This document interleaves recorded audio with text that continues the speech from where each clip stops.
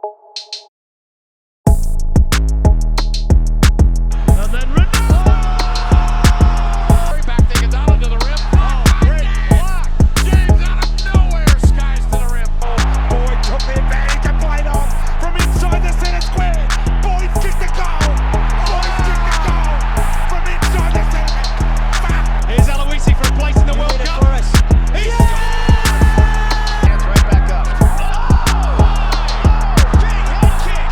Down goes Thompson. It's over. Live it, breathe it, love it. All sports, double coverage. What is going on, ladies and gentlemen? Welcome to Double Coverage. I hope you're still living, loving, and breathing sport. I am Dom, and I'm with the man himself, Saucy. What is happening, mate? What is going on, Domma? It's been a massive week in sport. A lot going on. The AFL still running hot games every day. Got the Bombers and Gold Coast Suns on in the background here. So watching my team. So there's a bit of celebrations going on or a bit of angst. You'll know why. And hopefully a bit more luck than what my boys had. of course, the NBA flying away, and the UFC, everything's flying. F1, Hamilton finally didn't win a race. He actually lost. He actually lost. I couldn't believe it. I'll get into that a bit later on, mate. It was. I'll tell you, there's a few issues actually with Mercedes that we thought they were indestructible. They were in the invincible team. Well, Hamilton, we thought, but nah, few chinks in the armor, mate, which was actually good to see, because you don't want the same bloke winning every week. I want to be finally there's some competition, mate. Some excitement. Froth, mate. Yeah, it's all about the froth. That's it. But yeah, we've got a big show ahead, and we'll get right into it, mate. Like you said from the top of the show, the NBA bubble. We've got playoffs starting next week. So, man, there's a lot to, just to get through. The substance of content that's there is just ridiculous. There's so many talking points, and it's just been insane. It's been awesome to have back as well. Games on every day, guys stepping up. You can see who really has adapted to the bubble and who really hasn't now. Obviously, the last two games for teams that have secured number one seeds and stuff, they'll just rest their players. So more than likely, they won't play. As Sauce says every week, mate, he goes, they're not going to play at the end. You've got to rest them up for playoffs and get them ready to go. So all they care about is being fit. They just care about being fit. Exactly. You know, the first few games were to get the chemistry back. Like what you see at the start of a normal season, there's a bit of rustiness. There's obviously teams that come out hot, you know.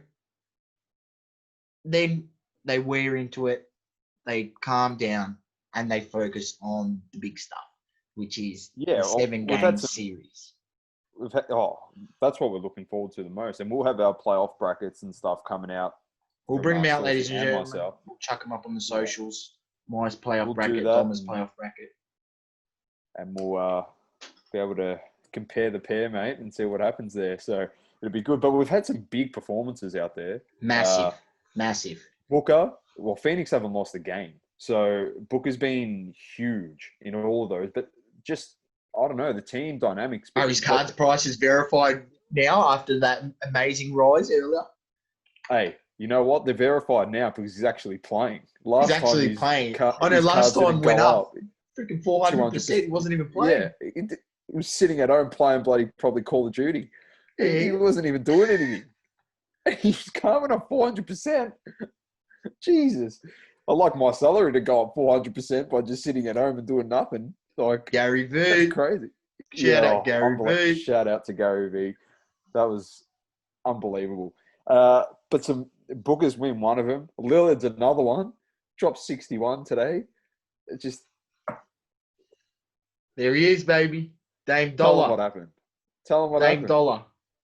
Actually, we'll save it. We'll save it for our new segment, Hobby Talk, towards the end of the show. Just before Sauceys Smokey. Saucy will explain a lot that's happened around that card today. For those out there, what I'm showing on the screen, Damian Lillard, base prism BGS 9.5. Bang. Massive. And then our other boy Doncic has been killing it as well. And then, of course, our new favourite player, MJ Warren. Not MJ TJ Warren. MJ Warren. Let me just tell you, MJ went straight to TJ when Jimmy Buckets locked his ass down. He became TJ very quickly again. 12 Jimmy points in the Buckets first quarter and how many after that? 0. Yeah, well, Got there you 12 go. for the game. That's it.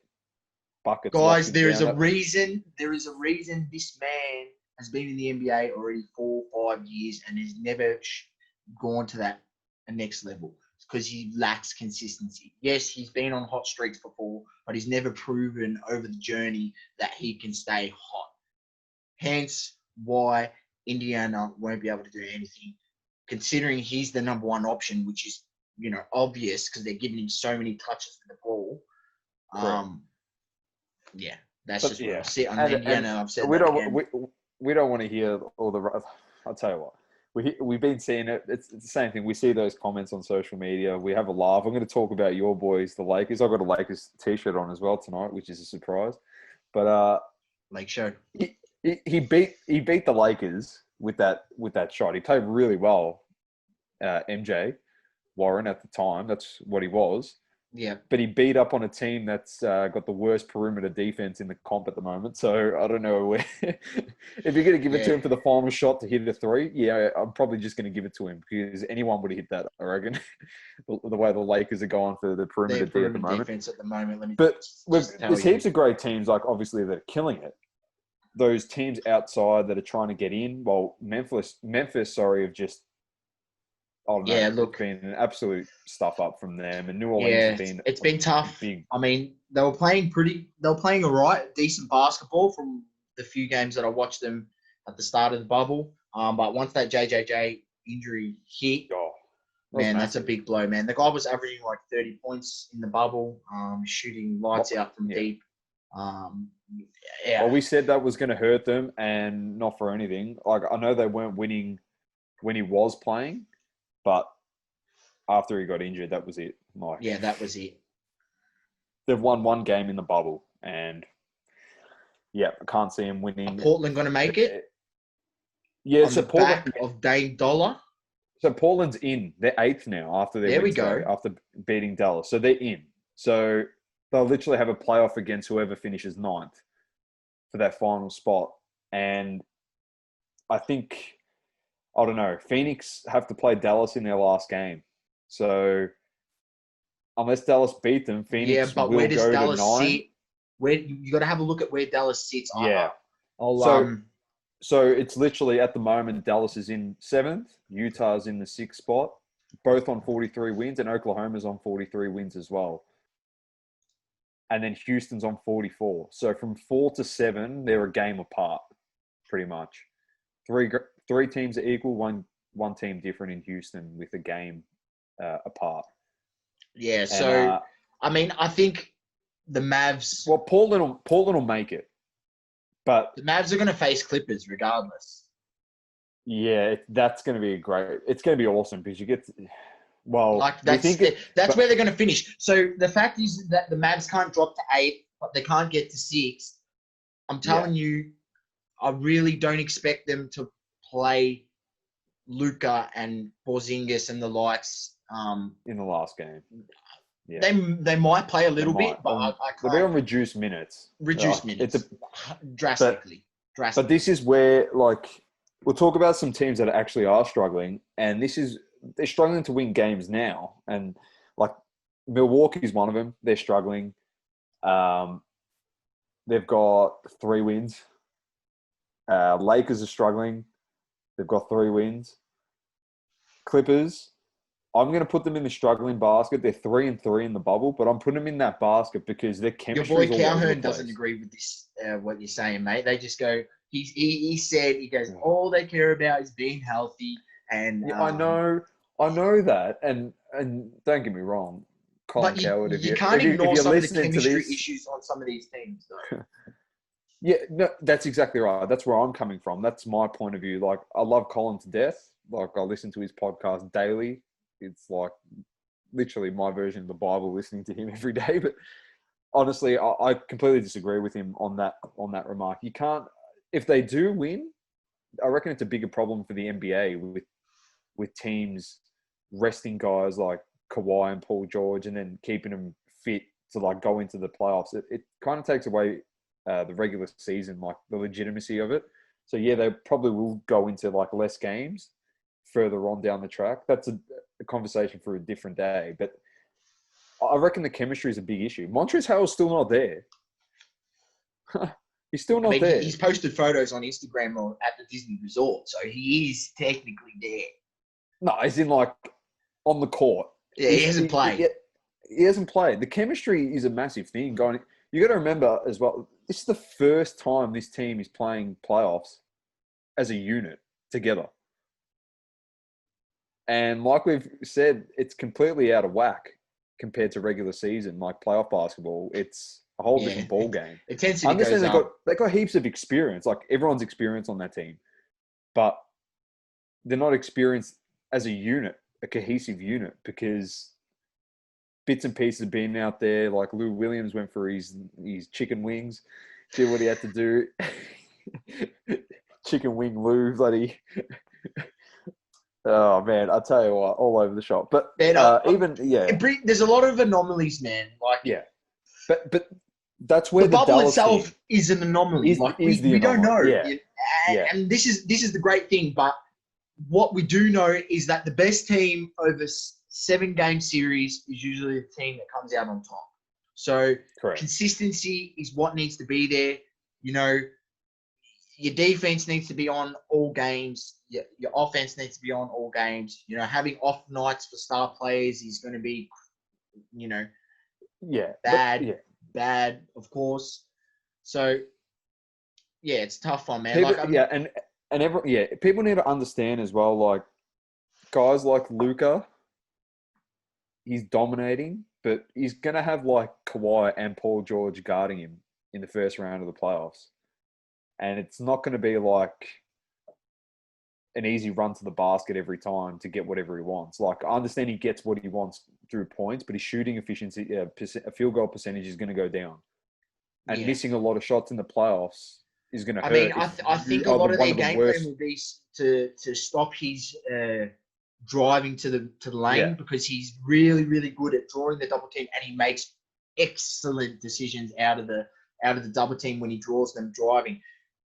But where they can get him is forcing him to shoot the three. Don't get me wrong, Luka can hit the three, but his 3-point percentage and getting him to take more of those step back threes where we've seen times he can be off on them.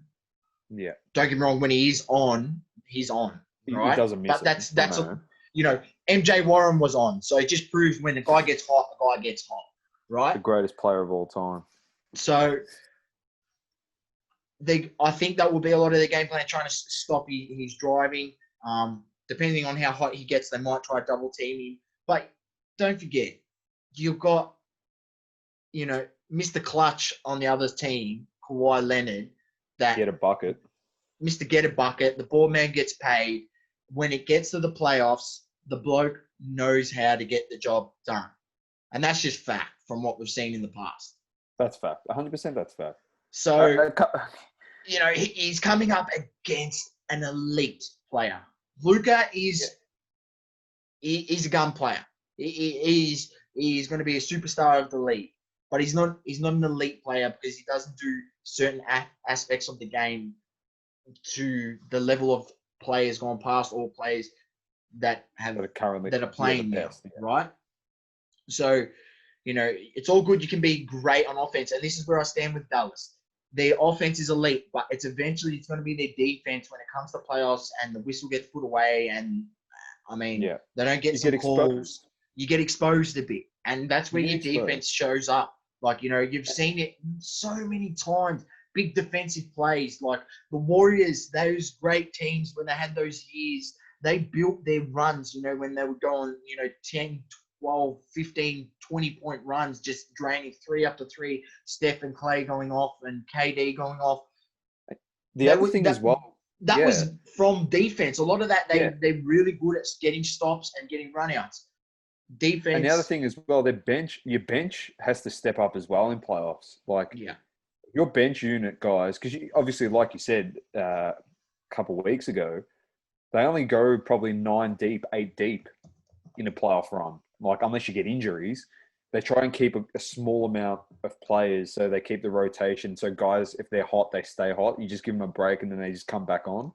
But if your bench players aren't stepping up either, and you're heavily relying on your starters who potentially are getting D'd up, like if Luke is getting D'd up, he won't want a bailout from like a Trey Burke or a Tim Hardaway just to relieve some of the offensive duties. If they're struggling, it hurts the team as a unit on the board. I know he's got Porzingis. He's been playing really well. Porzingis has been, man, that guy was been lights really out from 3 today. Let me tell you, I watched that game. Dame Lillard and Porzingis was playing real well. Yeah. Luka played well. It was a really, really good game. Anyone out there who hasn't seen the game, man, go watch Dame Lillard just drop 60. And, man, that guy's for real. I'm telling you. Just a couple things before we move on we finish up and we move on to the news.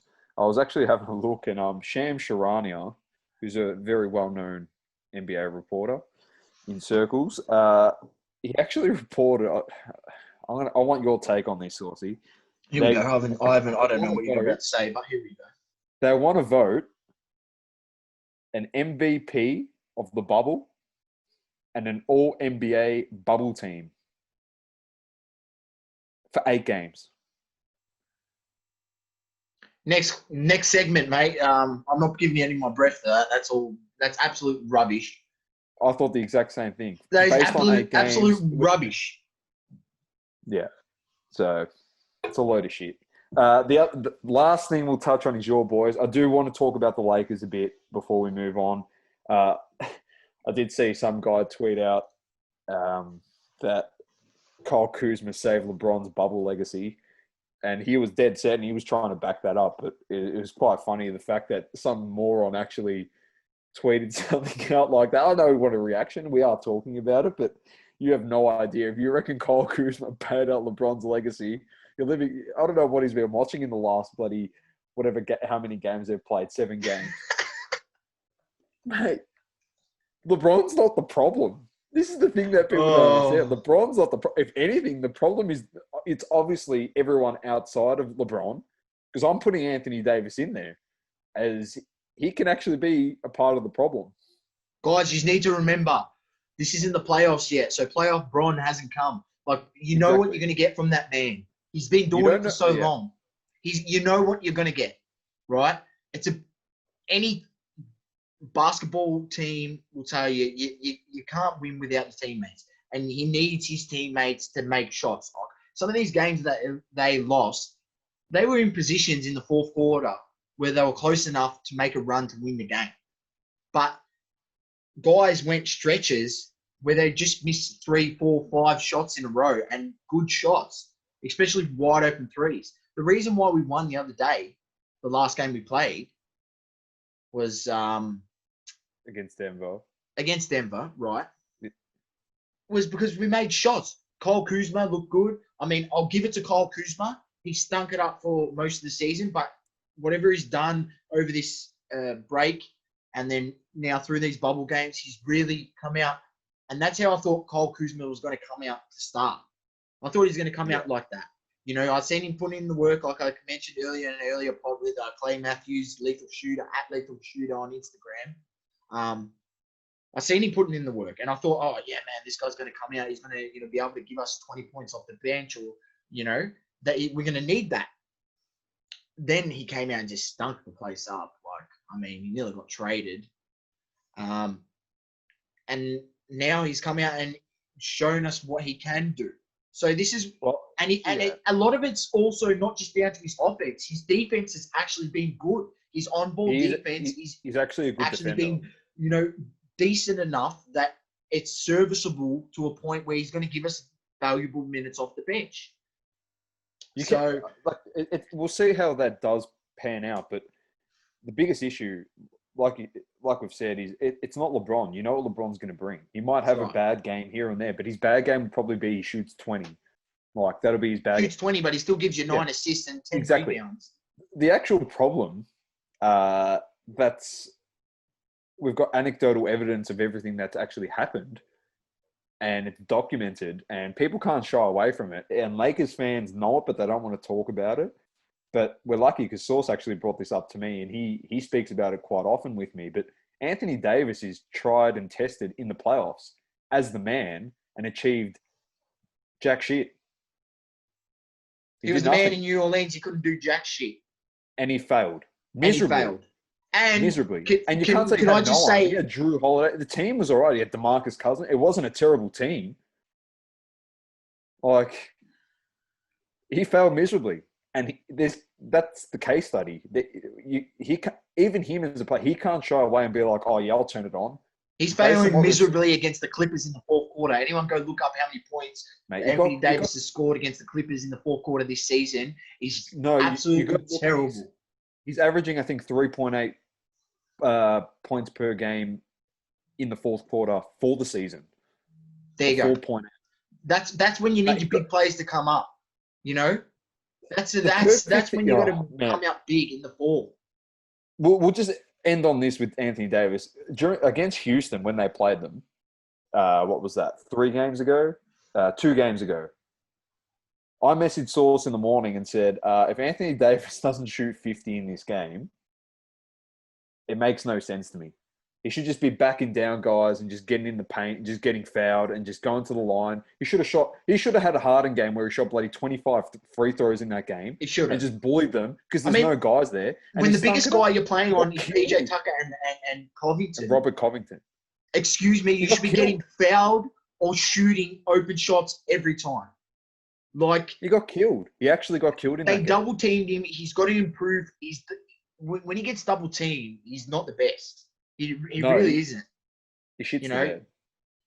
Oh man, a lot of this that outlet pass he gives when he gets double teamed. Honestly, when you watch him play, you think, oh, he's going to turn it over every single time. I don't know if it's because he's got his gangly arms, and obviously you're playing against guards. They're looking for the steal more often than not. But he's the test, literally in the playoffs. So for anyone that's writing off the Lakers, you can write them off as much as you want. Don't write off LeBron. LeBron is number one basketball player. And then obviously we know Davis is the 2, but he's on this level during the playoffs. He needs to get, everyone else is here. They need to get to his level. Like, that's the problem. And like you said, he's been trying and testing the team, obviously trying to see rotation. He's been testing the chemistry. He's been really... He has to. But we'll see what happens. Yeah. We'll just see what happens, mate. He's been really tested. I reckon the Lakers will do all right, but they will be tested if they do play Portland in the first round. It will be a test because they got 3 big guys in Collins, Nurkic, and Whiteside. And like we just said, Davis struggled against bloody Houston, who had no bigs. And then he's going to play against Portland. Nurkic and Whiteside are good bigs, man. And they're defenders. They can D. And Collins is good. He's a big 4. He plays the 4. He's big. He gets O-boards. If Portland makes it into the 8th seed, for the Lakers' I hope Memphis makes it into the 8th seed. But, man, what a matchup that will be, Portland versus Lakers. Melo and LeBron, good friends. Dame time will come up big. Don't worry about that. Oh. I mean, let's be honest. We've got no guards that can guard him. At least if we had Bradley, we would have been like, we got Bradley at least. But KCP, as good as he is. The Caruso. Don't laugh. Go. Right? Caruso is actually a good defender. All right? Don't laugh. He is. He is, but he's not doing anything to Lillard. Come on. I'll be surprised if he gets that. He won't do anything to Lillard. That's just fact. Lillard will give him a bath. Simple as that. Yeah. He'll drop like 10 threes on him easy. Easy. Yeah. Anyway, that's our thoughts, and we'll see what happens and what transpires in the next few weeks, mate. And then we'll discuss it, obviously, as it comes. So we'll get into some sport news around the globe. Saucy, why don't you kick it off with some AFL news? All right. Pretty happy with my tips, to be honest. Speak to me. How have we I'm gone? pretty happy. Well, I've tipped one wrong. You've tipped two wrong. So I'm pretty happy. I'm leading you here. We'll keep that progressive leaderboard going to the end of the season. We'll include finals as well for listeners and viewers. Well, we'll work backwards based on the tips. We tipped Collingwood got the win. Fremantle got a win. You tipped Geelong. I tipped the Saints. Saints stunk it up, man. Like, it was hard to watch. They were putrid. I still don't believe in the Saints, though. As good as they've played, I don't believe in them. Like, I just don't think they have it. I don't. So, same here. I'm with you, man. Like, we'll have to see. Well, yeah, we will see what happens. But who else we got here? We got West Coast got the win over Carlton. Petrescu-Seaton was it holding the ball? Which incident, Domma? No, I didn't see the incident. He literally just picked up the ball, got tackled, and then he got pinged inside 50. And West Coast kicked a goal out of it. Dom, these decisions happen all the time. We can go on a rant about this, about the AFL umpiring, but I don't want to be like every other show it's never going to be perfect. That spends so much time on the AFL umpiring. Like, there was incidents that I could have pointed out watching the Essendon game gone past, and I was like, I want to complain about the umpiring, but also don't want to be a sook, because there's more to just winning a game than some umpiring. You can't expect to, in Essendon's case, you can't expect to play one quarter of footy and win a game, which is what they tried to do against, I forgot who they played. GWS. Yeah, GWS, right? So we should have won that game the way we were playing at halftime, into halftime. But then we had Brisbane, they kicked straight this week. They actually did well. They played well. And demolished they beat the Doggies. They could have beat them by more. And then you gave me a bit of flack last week because I went against North Melbourne and I tipped Melbourne. I went against my boys, but they got towed up. They got absolutely pantsed.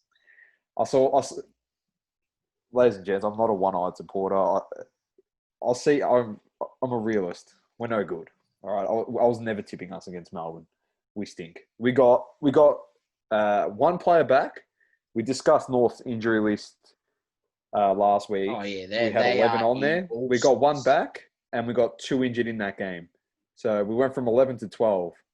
So it's good. At least we get a player back. All right, Domma, let me just tell you, when you get outdone on the inside 50s by 28, you're going to get slapped.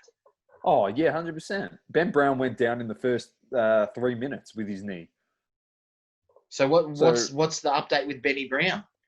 Oh, I have not seen anything come through for that. So I'm not sure. Aidan Bonner did his shoulder, I'm pretty sure. So he's done. He's finished. Unfortunately, as we mentioned, the injury is going to start to mount up. Yeah, 100%. Let's not worry about North. Let's worry about the one game that was an absolute cracker. Cracker, let me tell you. If you haven't watched this game, find the time they're replaying it and tune in. Get the AFL app, tune in there somehow.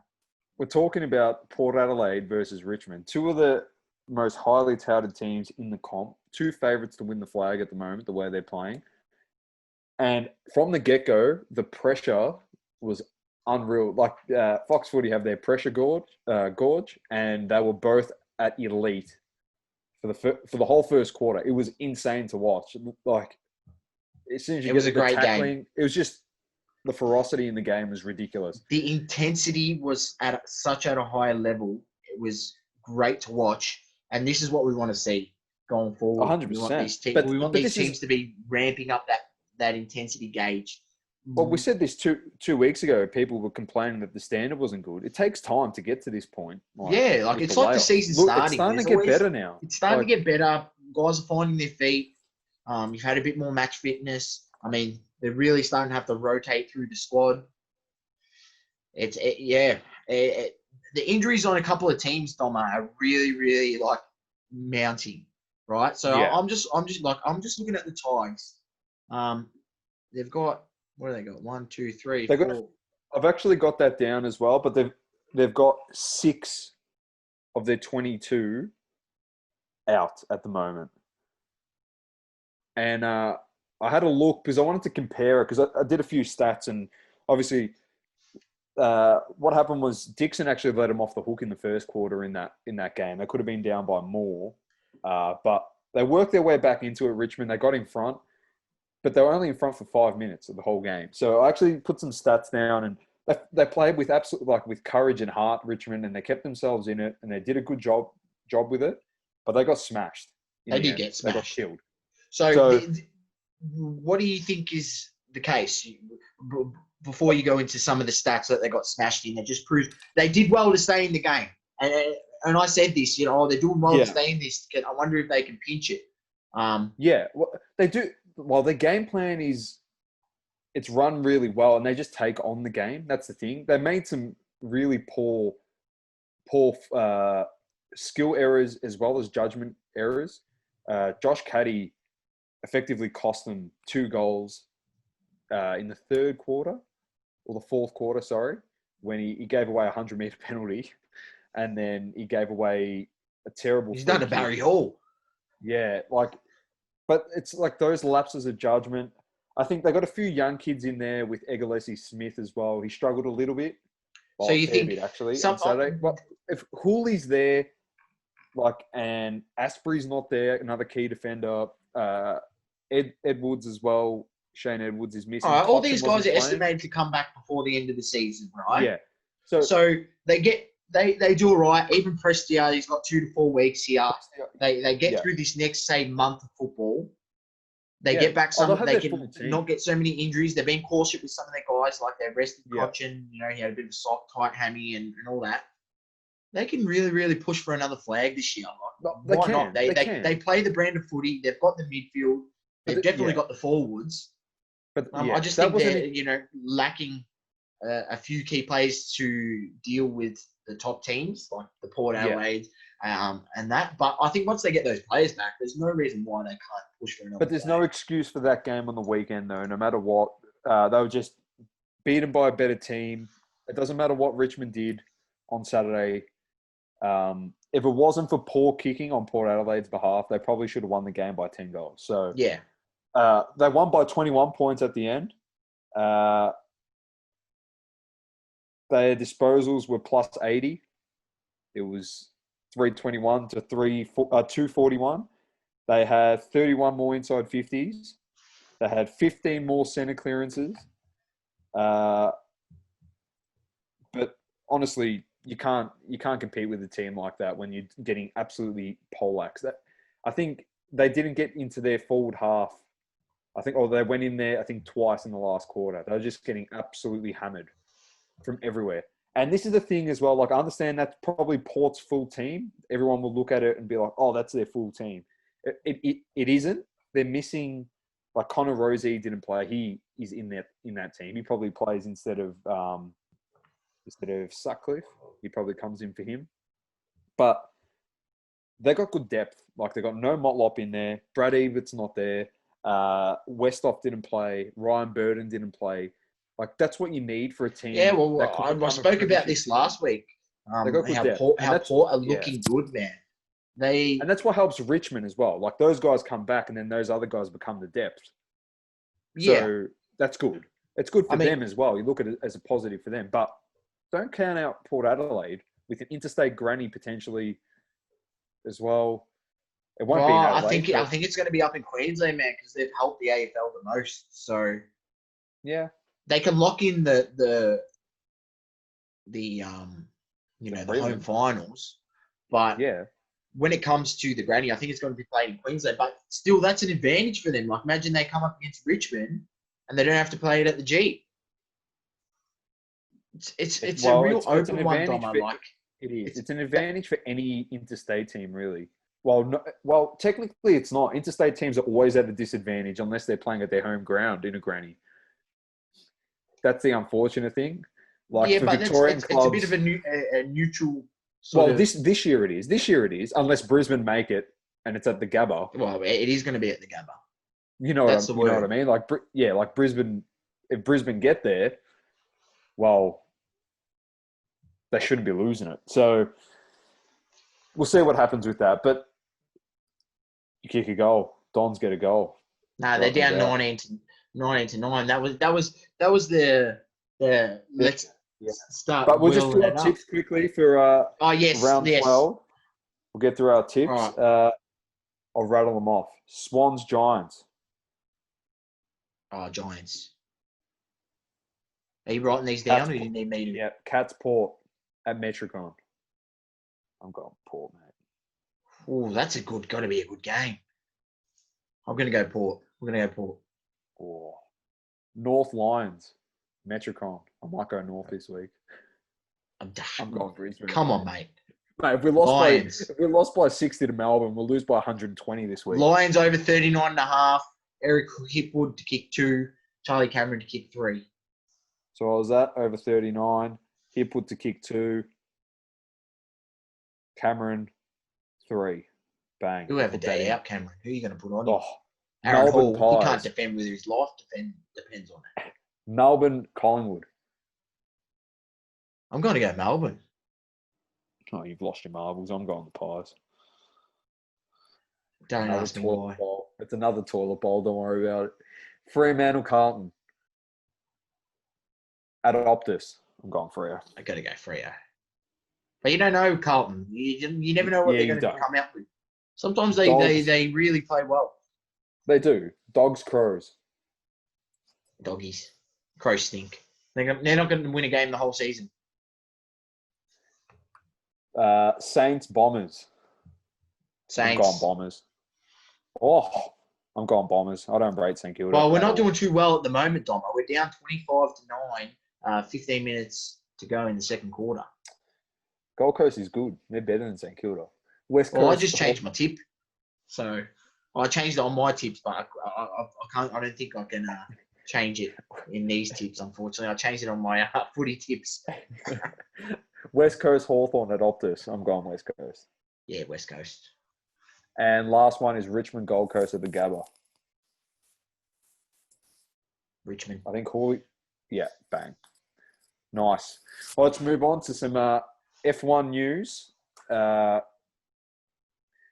Well, like we said at the top of the show, mate, it was good having someone else win a race, except for Lewis. So that was fun. It was meant to be a two-stop race. It was a two-stop race for people. Mercedes tyres were the problem, and that is what cost them the race. So they started blistering and stuff because it was extreme heat temperatures on the racetrack compared to the week before. Like we said, they had a few tyres blow the week before at Silverstone. It was at Silverstone again, so it was in British Grand Prix again. Track temperatures were up towards around 46 degrees, 47 degrees. So it was a lot hotter, and Mercedes really struggled. Red Bull, their tactic was put Verstappen out on the hard compound tyres, and he managed them so well that they lasted. And then when he pitted for the medium, he literally came up behind Valtteri Bottas, I think with 10 laps to go, and he passed him within literally 2 seconds getting back out on the course. He overtook him. So the team got this one on point, mate. Oh, yeah. That Red Bull done did it real well. Really well. Really well. And hats off as well to Alex Albon, the second driver at Red Bull. He came in straight away at the beginning of the race and was at about 14th when he came out of the pits, and he had to pit again. He was around about there, but he's been driving that car like a madman. He ended up finishing 5th in the race. So hats off to him, young driver. Really Where'd your boy come? My boy, Lando. 9th. He was one spot better than where Danny Ricciardo? Shit house this week. 14th. Did he even finish? Yeah, he finished. Oh, that's all right. The tyre struggled a bit for Danny Rick. And but the top 10 was Verstappen, Hamilton, Bottas, Leclerc was up there in top 4 again. He outperformed the car. So Ferrari actually looking good there for their number 1 driver. But Vettel struggled. They finished out of points again with their second car, which is so unlike Ferrari. Albon is 5th. Stroll from Racing Point, 6th. Nico Hulkenberg, who stepped in for Sergio Perez, who has coronavirus. He actually polled 3rd fastest in the Racing Point. Sacked the other bloke. as we like to call it, the Mercedes 2019, just reincarnated. But he what did finished they do? seventh. They just added a little bit on the mate, blueprint. They just put the blueprint of this year's car over last year's car, and they just changed like a little, like it's probably like some little piece of plastic on the fender, and FIA approved it. But they got fined on the weekend because Isn't he going to fight Renault to find the guy? Is this the guy? no. So this is where I don't understand. The FIA said that the brake system that they implemented was illegal, so they fined it, and then after they fined them, they approved it, and they said they could race. But the thing I don't understand is the FIA approved the Racing Point car going into the season, and nothing's been changed to the braking system.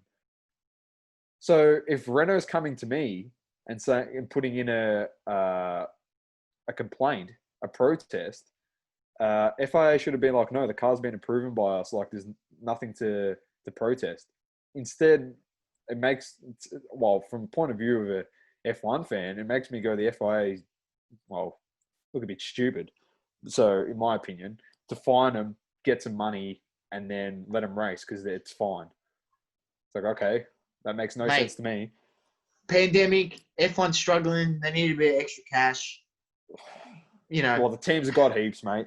And then Esteban Ocon, Danny Rick's teammate, finished 8th.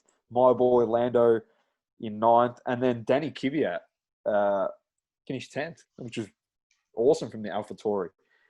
World Championship, Hamilton's on top, 107, 30 ahead of Verstappen.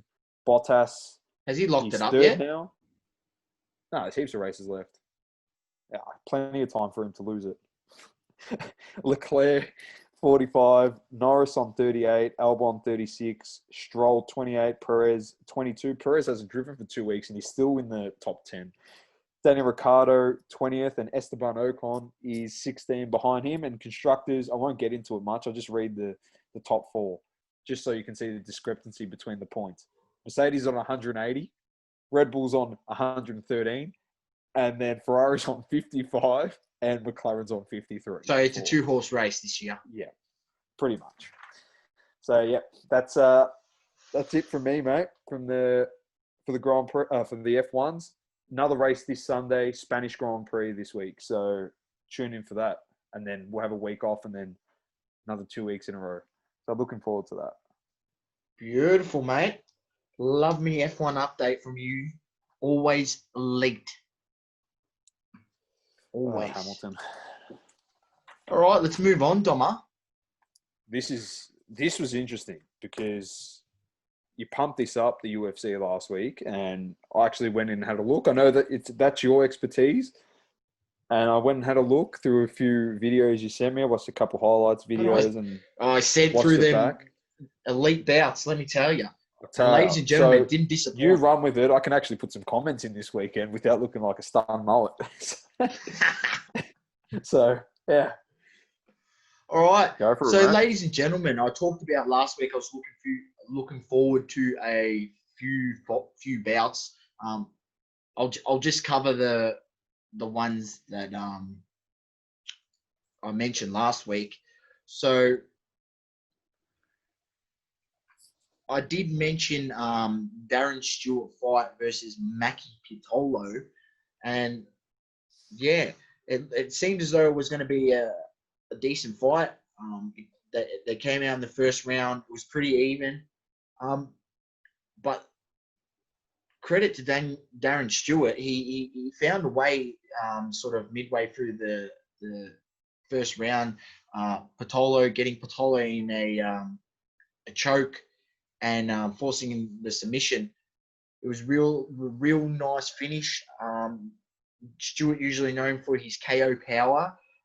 He's got 7 KOs in the past, but he worked this one nicely, where the way he was able to get the positioning, and I think he caught Pitolo by surprise. The way he changed his position and then quickly grabbed the neck and used the weight of his body to drop him to the ground.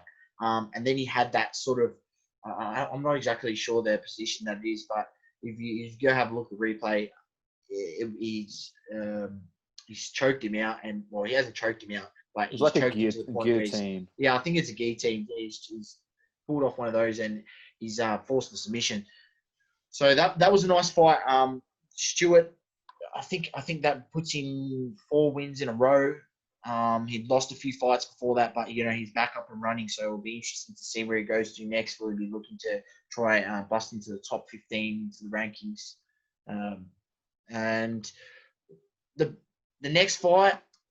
So we'll go with this was the undercard fight to Big Derrick Lewis and Alexei Olenek. So Amaria Megadot and Chris Weidman. Chris Weidman, a former He's a legend of the champion, sport, mate. a former champion in the middleweight, I believe he was in. So a former champion came back after a bit of a layoff and took this one to 3 rounds. Amaria Megadov and him looked like a pretty close fight after 2 rounds. Could have maybe gone either way, but Weidman showed why he's a former champ, and in the 3rd round really asserted his dominance and got it on top and really worked the ground and pound game. He just was able to straddle him on top and just keep chipping away, and then that really showed the judges that he wanted to win the fight, because he actually outscored on all 3 cards. So he won in a unanimous decision. Great comeback from Weidman, and after the fight he went out and calling out some of the top guys like they all do. So he'll be looking to push back, and that's good for the middleweight division, man, because that's a tough division. That's a real tough division. So on to the next one. So I didn't talk about this fight last week, but now these are the next 2 fights. These are the fights that I got Domma to watch, so he can chime in here. And I had to cover this one, man. We're talking about Beneil Dariush gets the W over Scott Holtzman with an absolutely incredible spinning back elbow, forearm, whatever you want to call it. And it knocked him out, lights out, good night. If you haven't seen it, go find a replay. Just Google it. You'll find something and watch that knockout. Let me tell you, it's special. I think it's 11, they mentioned on the commentary, 11 back fist ever in the history, back fist knockout like that in the history of UFC. I don't watch much of the UFC, mate, but I'll tell you what, Darush, he was throwing bombs, mate, and he was connecting. Give us a bit of that fight, but though. So he ended it in the 1st round, but up until that point when he ended dominate. He was dominating. He did get poked in the eye, I think, 2 or 3 times. He got poked in the eye twice. That to stop the fight, and then. Domma, let me tell you how much he was dominating. He had 36 to 11 total strikes. His whole 36 strikes were significant strikes,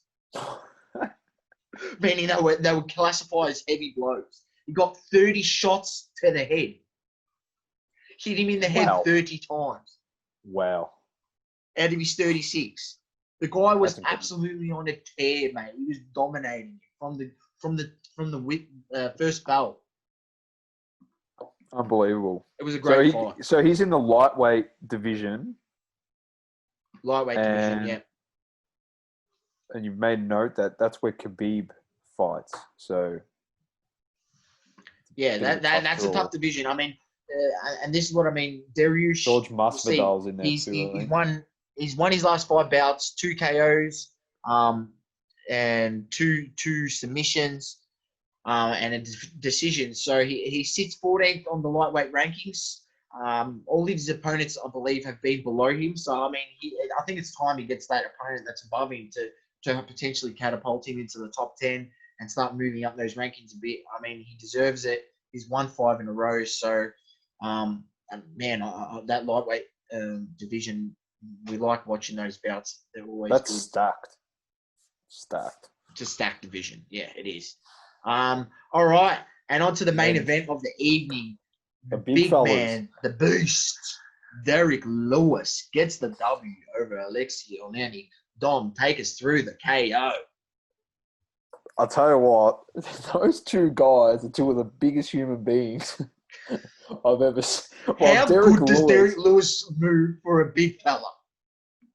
he came out of the second round break, so at the end of the first round, he came into the second round. He just jumps and throws a flying knee. I was like, this guy's how's he get Flying up knee that high? followed up by about 6 hammer right hands. He's a big unit. He's so agile for a big fella. It is ridiculous. 11 Wow. knockouts in the UFC, Domma, in the heavyweight division. The most out of any fighter in the history of the UFC. The man has got raw He's a power. machine. Let me tell Oleinik you. they were on the floor for most of towards the second half of the first round. Oleinik got him down there, and Lewis did well to defend. And then you could already see from it's the first time I've ever watched Lewis fight. Obviously, Oleinik is known for his submissions, but you just know as a stand-up fighter, you want to try and get Lewis to the ground as quick as you possibly can, because if you have to stand up and go toe-to-toe, he's, like you said... The guy can knock you out at any point. It's unbelievable. And I'm just watching this the big heavyweights guy... are renowned for... What? The heavyweights are renowned for, heavy chins, man. Like, they usually got big, heavy chins. But, man, doesn't matter for this guy. He'll knock you out. His right hands... flying knees we've seen. Guys, I'll leave a YouTube link to a video in the description, show notes. Derrick Lewis highlights, knockouts. Go watch this. Then you'll see what I'm talking about. The guy's a beast. The guy is an absolute beast. Quickly, a rundown on the upcoming card. Yeah, upcoming card. I'll give it to you, mate. Let me just open the link. We've got some nice... Let me tell you, ladies and gentlemen, UFC 252 is an absolute must watch. Must watch. It is a massive card. There are some amazing fights. So we'll just go over I won't go over the prelims. I think the prelims, there's a couple of nice fights there too. TJ Brown, Danny Chavez. Looking forward to that one. So I'll go over just the main card. So we've got John Dodson and Mira Delishvili. I wouldn't even know how to pronounce that name. Junior Dos Santos, we know all about him, don't get me wrong. And Jorinzo Rosenku. That's going to be a great fight. That gentleman, Jorinzo Rosenku, has only lost one bout. Junior Dos Santos, we all know about him. Sean O'Malley, this is the man I want to see the most. Sean O'Malley versus Marin Vallavera. O'Malley 12-0, has KO'd a bunch of people. The guy has got power. He's been talking trash this week, saying he's going to KO Vera. So, tune into that one. Heavy favorite. Heavy favorite. I think $1.30 favorite. Should be real. I put my money on KO for Malley in the second round or something like that. Then we are on to the trilogy of all trilogies, Milicic and Cormier, number 3, the fight that decides who's the best out of these 3. They're both 1-1 each. This is the trilogy, Domma. It's the one we've been looking forward to. We'll see how Cormier approaches it this time. Does he do something different? Does he not allow Milicic to go after the body what he did on the last bout and really wore Cormier down? So I'll be interested, man. I'll be interested. I think Cormier, he looked really, really dejected after the last fight. You could see he didn't want to end his career because there was talks he's going to retire. He didn't want to end his career on that note. So I think he will want to win this fight, man. I think if he wins this fight, who knows what from here. But I think it's a redemption thing for him. And as a fighter, you've got that, and as a champ, you've got that in you that when you lose, especially you lose that belt, you want to get it back. So. Man, it will be an interesting fight. And what do you think, Domma? I'm going with DC. DC? I reckon is quality. I just think it's past Miocic by... I know we beat him last time, but I think Cormier didn't look that great a shape when they fought last time as well, if I recall. But DC, man, all he has to do when he goes and fights DC is literally just get into the shape and the frame of mind, whenever he wanted to fight John Jones. And John Jones obviously had to pull out through the drug-related stuff, and he got banned. But if he does that same prep for this fight, he'll destroy him. I reckon he's elite, Cormier. So what's your tip? Yeah, man. Man, it's going to be a good fight. I think Cormier needs to try and get assert himself a little bit with his ground game. Like, we know he's good up top as well, but it'll be good to be able to get him to the ground and work that a bit, and potentially lock up a round with a bit of that, and then work it around. But yeah, it'll be interesting to see if Miocic tries to go for the same game plan as well, going to the body. And is Cormier ready for that this time? What is he prepared? Has Miocic got a backup plan? Man, it's going to be a good fight, man. I expect this one to go the distance. I expect it to go the distance. Both these guys are tough. There's a reason why they both, won the title and both champs. So these are the fights that you want to see, ladies and gentlemen. And I think my tip, I'm going to go Cormier, man. I'm going to go Cormier. I'm going with you, Domma. I like Cormier. He's good on commentary. I like the man himself. I like him. So he's a good man. He's on the herd as well a fair bit, so I'll rate that. He gets on there with your boy. Cow herd. Plug for Colin, as much as Colin needs a plug for us. But we'll move on to some Champions League stuff. So some soccer news. We'll start with soccer news before we get into Champions League news. What can I say? It was no disappointment at all when it came to those games last week. It was just some crazy stuff happening. So, before we get into those games, Sarri got sacked as Juventus coach for losing that game, and they replaced him with Pitolo. I don't see the logic in that. We can get a bit more into that when we talk about Juve. Yes. But we'll quickly go through some transfer stuff. Man City to offer 55 mil for Koulibaly from Napoli. That's good. If they can get him, that'd be elite for their squad. Blaise Matuidi signed for Inter Miami, David Beckham's franchise club in the MLS, which is a massive get. He's a great player. Willian underwent his medical at Arsenal, so your boys have secured him. That's a good get. We're finally done what everyone does to us. We let players go on free transfers, and we're having to snag up a beauty ourselves. He is a good player. And then Liverpool signed Tsimikas, young Greek fella from I'm not sure where he plays actually. I think Spanish. I think he's playing the Spanish league, man. And then my boys, I thought I was going to come on here this week and I was probably just going to wear a Man United top, to be honest, if we signed Jadon Sancho. But guess what happened? We didn't. So anyway, we'll move on to Champions League because I don't want to talk about it. Oh, and another note, there's words Lacazette could be on the way out on Arsenal. We don't know his future. They're bringing in starters. Potentially, he could be on the way out, and I think going to. I read it up somewhere. I'll look it up, and then we'll come back to it when I'll mention it when so easy. When we come back. The final games of the round of 16. Man City defeated Madrid. This is Champions League. Lyon defeated Juventus on away goals, 2-2. It was. But because they're not having, that was the second leg. Barcelona defeated Napoli 3-1. Bayern demolished Chelsea 4-1. That defeat to Juventus cost their manager their job. So, Sauce, if you want to just jump in there and your thoughts on that, it was massive. So, I don't understand Juventus as a football club.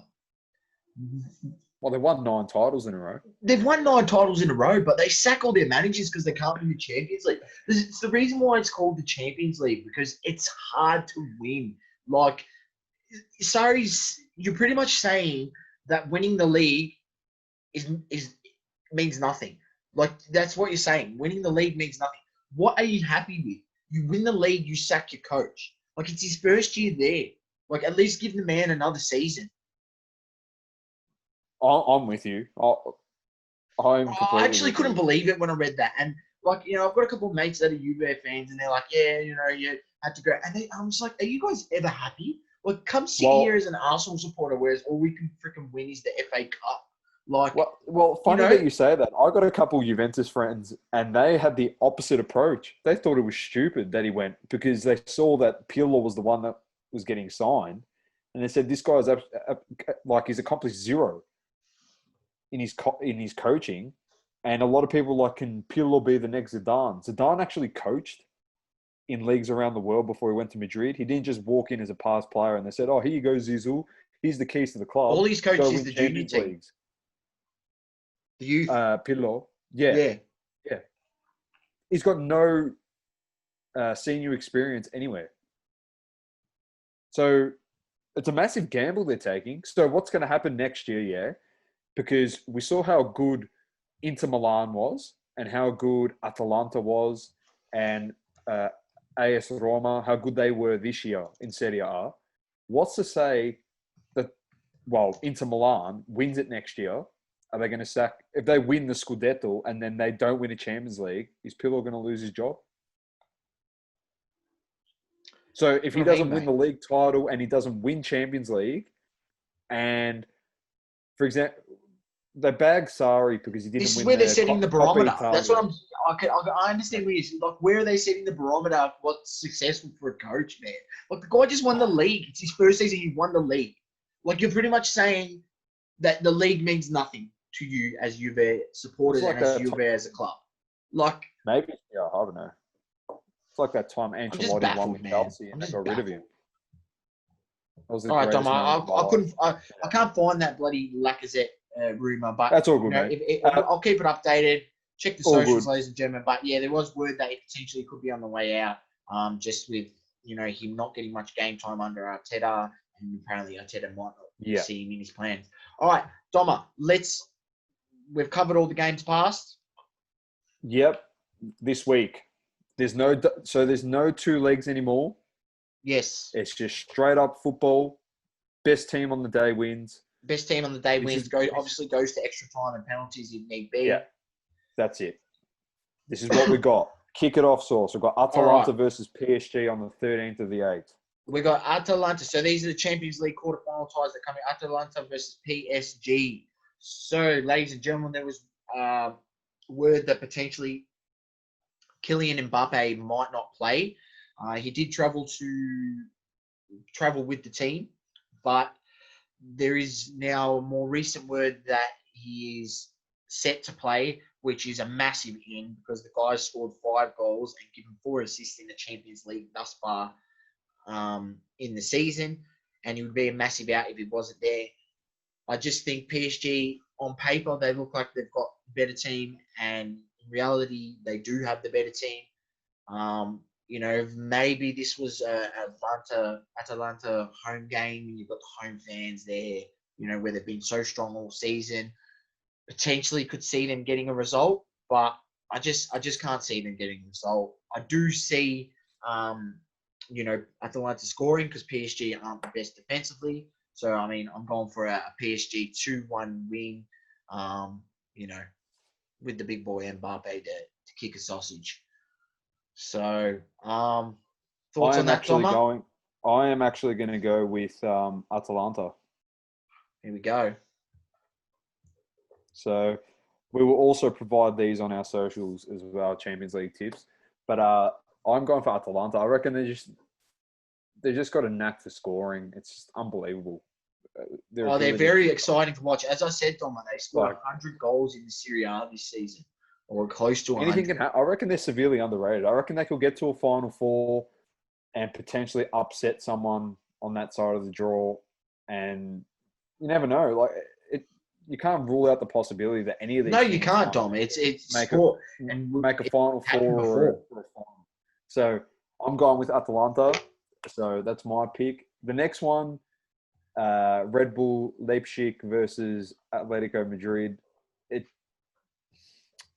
should be just Atletico should just wrap this up with. Yeah. Look, Atletico are missing 2 players, Domma. Are they? So Angel Carrera and Simi Pacheco missing due to positive COVID-19 tests. So they'll be missing. Timo Werner now. Yes. Goal scoring power. He's at Chelsea. Yeah, I think he Didn't help scored. them last week. I think he scored 30 goals on the season, so he's their top goal Yeah. scorer. So potentially you're taking your top goal scorer out. Where are the goals going to come from? You know, and you're going against one of the best defensive sides in the world. I just see Atletico, you know, holding strong on defense and, you know, being able to eat out either a 1-0 win or a 2-0 win. I don't think they concede. They probably win to 0. But once again, it is football. That's just my opinion. What do you think of Domma? Yeah, I'm going Atletico as well. Defensively, they're too good, and they're becoming a very popular side to make it to semi-finals, Final Four in the Champions League in the last couple of years. Like, they've been very, very strong. Simeone's a great coach and got a good squad. Like you said, defensively, they're unbelievable. So I'm going with Atletico. I'm assuming you're tipping them as well. Yeah, most definitely. The next game is probably the best of the 4 games The getting must-watch played. game. Barcelona versus Bayern Munich. Bayern's the favourite, going in $1.90. $1.90 favourites, which I was surprised to see. Well, Messi took a big hit from a challenge from a Napoli player. Yeah, Koulibaly. Did a Koulibaly, heavy there you challenge. go. Yeah, heavy So- challenge on him. Looked like he was a bit gimpy after the game. Coach mentioned that he should be okay to play. So we'll see when he starts running around whether that's affecting him or not. But you'd think if he suits up, he's ready to go. And, you know, Barca really need Messi, man. They need him to Yeah, I fire know. in this game for them to have any chance of winning. The guy's going to have to do something magical. I agree. So who's your tip? You going Munich? Oh, man. I think Munich's favourites for a reason there. They're just on an absolute tear. The way they were so clinical against Chelsea was great last week. And I believe that Barca don't have the best defense. So I think this could be a high-scoring game. I'm going 3-2 to Bayern. I'm going to go with a 2-0 clean sheet for Bayern for that one.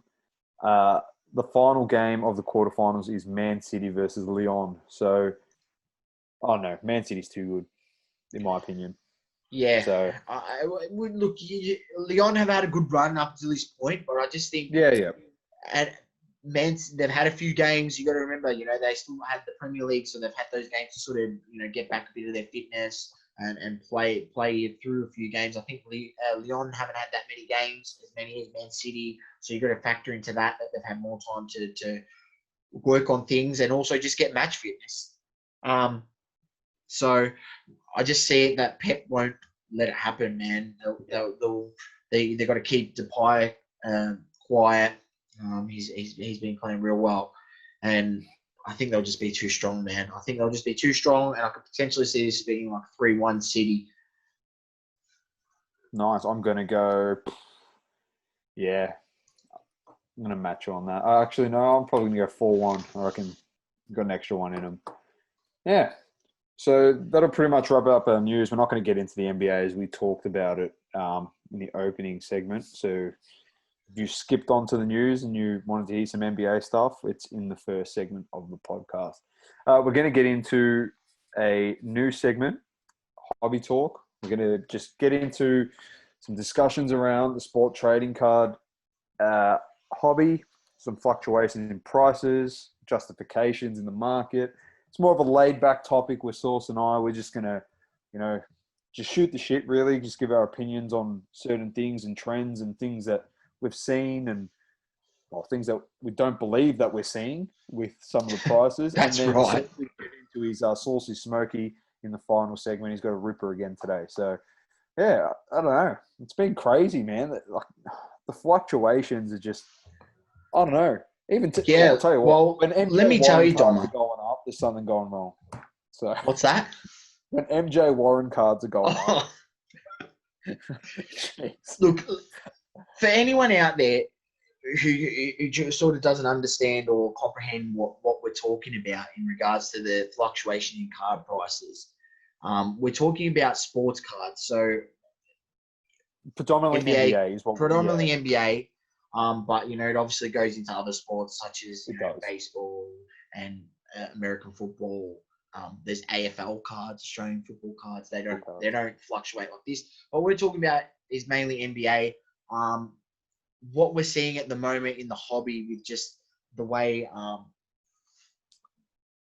tools are being built online for people to transact instantly and potentially creating like a player stock market where how they perform in real time on the court is affecting what their card prices are doing in real life. Yeah. So they're trying to create Wall Street for the sports trading card market. So like buying and selling stocks, ladies and gents, that's what they're doing. Like Saucy said, it's on the spot. They want to do some create that live transaction stuff where he could be dominating and his price goes up at a certain point because he's hot. And then he drops off, and if he stinks it up in the last quarter, his price goes down. So you try and sell him on that peak for the day, and it's getting crazy. Like it's getting crazy. Like it's doing creating stuff at the moment. So. I don't know if I like it or I hate it. I mean, I like it in some that you definitely don't like. I think that we both don't like is the fact that, like, I know we talk about vintage, but that's the one thing we don't like. Yes. Vintage cards not being worth the same as what. Like a Trae Young or a Luka Doncic. I understand Doncic is killing it, but that's the whole thing. It's all what you perceive to be a lead at the moment. So what you're seeing on your screen is what's transitioning into the value of the card. Yeah, so these card prices are set by people that wanting to buy this card, right? Now, how do you justify a price of a card? That's the question that's been rattling through my brain, right? How do you justify that price? What I'm seeing and what I've been saying to people, through Instagram and on Facebook groups is that, Luka Doncic's prices of his cards are not justified. It's all great paying for potential, but that cap on potential should only reach to a certain amount of dollars. Like, you can't keep paying past that point if that guy never achieves anything. And then, you've got cases right now where players, and not just Luka Doncic. I'm just saying Luka Doncic because he's the most popular. At the moment, the way his trajectory of his cards are going, you're saying he's going to be better than Michael Jordan. The way his cards are going. Value-wise, yeah. Essentially. Yeah. But to get to Michael Jordan's level, you need to win 6 championships. You need to get to the finals 6 times. We laughed about this because if Doncic wins one title, the card probably will be worth $10K. We're not shitting you up the wall and trying to lie to you and over-exaggerating. Like, if he wins a title and you get a PSA 10 rookie prism, that card's going to be worth $10K. Yes. Because the hype in the moment, because it's all based on hype, because the hype in the moment, and especially if he wins a finals MVP as well. It's not going to happen this year. We don't see it happening. But we're saying for the moment that it does happen. Like, we're just projecting here. This is a projection. This is literally how the market's working. It's all based on projection. It's all based on projection. And the market has to be settled out based on discussion. There's no one in the market to regulate and say, oh, no, that card shouldn't be worth that much. But how it gets regulated is with discussion. So people can be aware and understand that we shouldn't be valuing a card on potential. Yes, a percentage of the card should be valued on potential, but that potential caps out to a point where if he doesn't start winning championships, and winning individual awards such as MVPs, even MVPs could not get your card to the stratosphere of winning a championship can. So winning a championship ultimately should bring your card to the next level. Now, obviously, there's anomalies within the hobby. Like Robert Horry's won 7 championships. Doesn't mean his card should be worth the most. It means you're the best player. Dom, let me just finish. Yeah. It means, in that sense, you're not going to go collect, he's won 7 championships. But the guy averaged 8 points his whole career, 9 points. Like, he's not a centerpiece to those 7 championships. He's a part. Yes. What we're talking about and what we said, and go have a look at the graphic that we've got up on our Instagram, comparing Luka Doncic's accomplishments and Tim Duncan's. And you have a look, and this is how we're saying that the card should be valued. Like, the guy's got 5 championships, he's got 2 MVPs, 2 final MVPs. The fact that his comparison card, essentially his Topps Chrome PSA 10 and Luka Doncic Prism PSA 10, is selling for now pretty much 3 times what a Tim Duncan is going for, is absolutely ridiculous. Maybe if Luka wins a championship with these amazing numbers and he finishes his career in the top 10 all-time scorers or top 5 all-time scorers and he's won a championship, even just 1 or 2, I mean, his cards could be justified, because his numbers are so much better than Duncan. Just there was a lot of competition at the time. The NBA couldn't get the job done. These are all discussions that are going to have in the future. Right now, how his card is going for, I mean, I'm going to look it up, Domma, right now, but how his card's going for the amount it's going for is ridiculous. And that's the funny thing. You literally just hit the nail on the head right there, and it's just pushing what we've been saying for the last couple of weeks. Is like you just said, like if he gets into a top 10 of shooting all time or top 5, and he's won these titles, like I go and look, I can go right now and I can bring up the top 10 outside of LeBron and Michael Jordan, whose cards obviously more expensive than Doncic. He probably eclipses everyone else in that top 10 for value of their card. Based on like all-time scorers. He's worth more than Shaq. He's worth more than Kobe. He's worth a hell of a lot more than what Karl Malone's worth. That's for sure. Like, is he worth more than Kareem? Well, his PSA 10 Prism Silver is going for $8,000, $8,000. Well, there you go. And his base card is going for 2.2. So let me just bring it back. So if he wins a title this year and he wins a finals MVP, his card's going to be worth $20K. Not 10, $20K. Well, his Prism Silver PSA 10. Yeah, for a PSA 10. It'll be worth $20K. Not 10, 20. I thought it was less than that. There you go.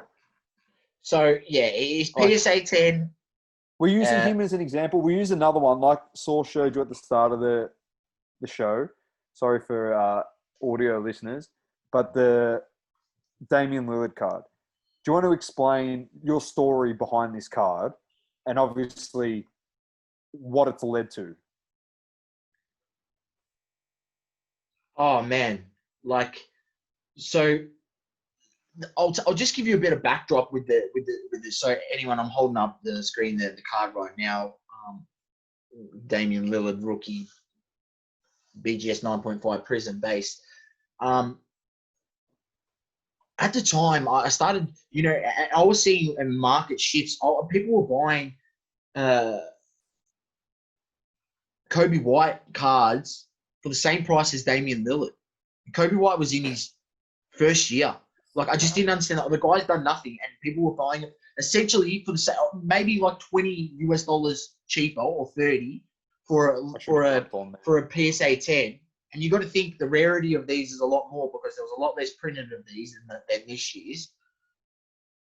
And I was like, man, how can it be? Like, how are people paying $150 for a base PSA 10? And I mean, I'm going to get this BGS 9.5. I ended up picking up for $185. And obviously, if anyone's been keeping up with the NBA, Damian Lillard's gone back-to-back 50-point games. After he went off the other day, I looked at his card. The BGS 9.5 has gone for about 600 to 700. After today's game, where he went off for 62, beat Luka, his card went up to $1,300. I bought this card at 185. I then sold this card today for 1,800. Yeah, in how long? You posted it, and within how many minutes did it go? Oh, I posted it on, cross-posted it on a few platforms, but I'm not even joking. Within 20 minutes, I posted it, and it's been sold. $1,800. This is what we're saying. He's dominated literally in the last 8 games. He hasn't dominated every game of the 8. He hasn't even played 8. So the sample size is literally, because they've played, I got it here. So before his previous 50-point game, the card was like only like $4.50. Then it went up a bit, and then he went off for $60, and then it went up double that plus more. It's gone up almost 300%. So Just in the bubble. essentially, Well, it has gone up 300%.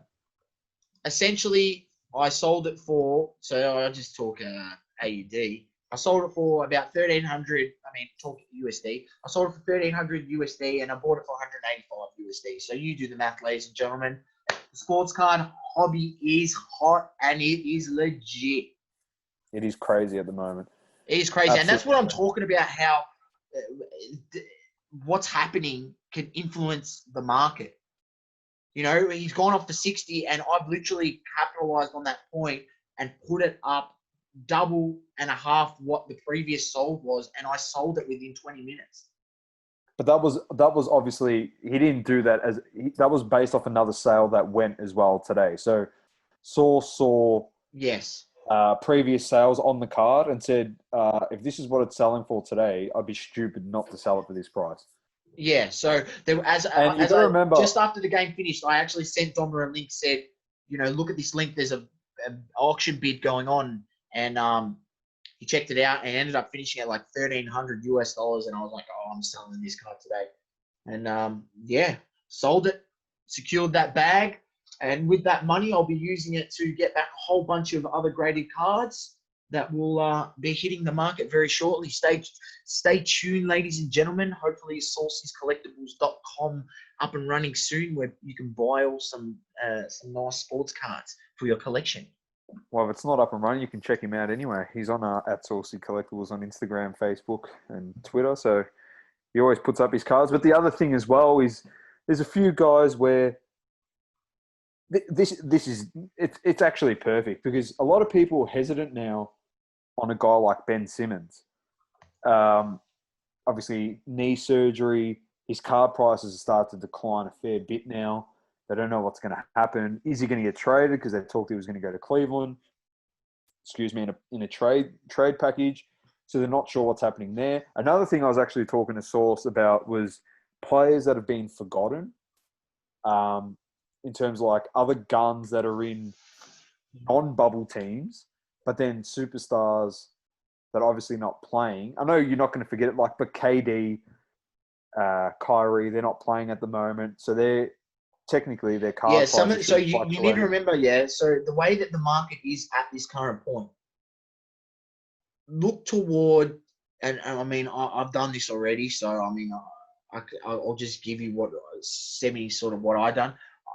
I went and picked up some cards of players that are going to be in teams next year that are going to push for playoffs and push for top seeds, especially, the teams that Golden State, Nets, tried to pick up some KD, first year KD Nets cards, because people seem to like, and this is what I've learned going through the journey, ladies and gentlemen. It's not all about rookie cards. It's what I was taught at the beginning.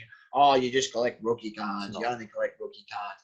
There's a lot more to collecting and being successful in this hobby than rookie cards and base cards. Let me tell you, insert cards are coming back with the vengeance, Doms, and that's how it was in the 90s. And I've been saying it. Insert cards, man. I was buying insert cards at the start of the year for like $7, $10. No one wanted them, man. People were giving them away. Same insert cards today are worth like $200. So I was buying them 8 months ago. Yeah.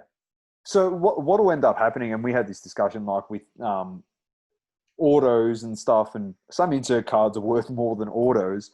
That's going to flip again eventually, because people in the market are going to be like, I want to have the player's signature on the card. Well, when Panini starts getting the print run of every year of Prism and that, to essentially 20,000 getting graded every year, when previous years there's only like 3,000-4,000 graded, then people are going to start going after those inserts, where they some of the inserts, like the Marvels insert this year, they only had it in hobby boxes, and there's a few other inserts that are only in hobby boxes. So, of course, if it's only in hobby boxes and not in retail, it's already a shorter print.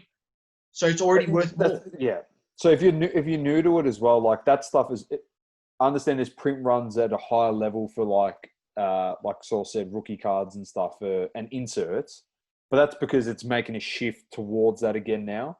But like Sauce just said, once those print runs get astronomical out there for rookie cards again, and the market is just flooded with them, and like Sauce said, like you're sending all of these cards like to get graded because it's flooding the market. Everyone's like, oh, anyone can get that card, so it's worthless. That's when they'll look at a checklist again and go, oh, look at a print run on a Luka Doncic Dallas Mavericks auto that it could be his rookie auto, and it's worth not even a tenth of the price of his rookie Prism, and they'll be like, oh, but the print runs to 50, so there's only 50 made. They'll be like, why haven't I wrapped this card up? And then people will be like, this is what I was saying to people. You know, people were going all after these Prisms.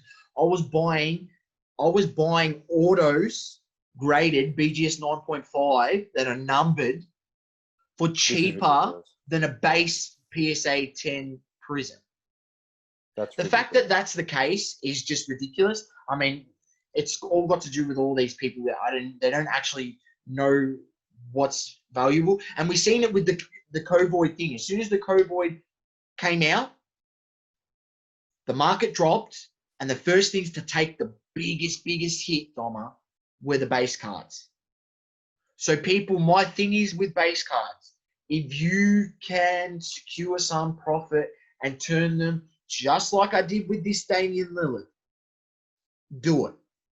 Do it. Because when shit hits the fan, if there is, you don't know, like we hope this is just the tip of the iceberg, but use your base cards as a vehicle to get some more limited cards, or even some of the shorter print prisms.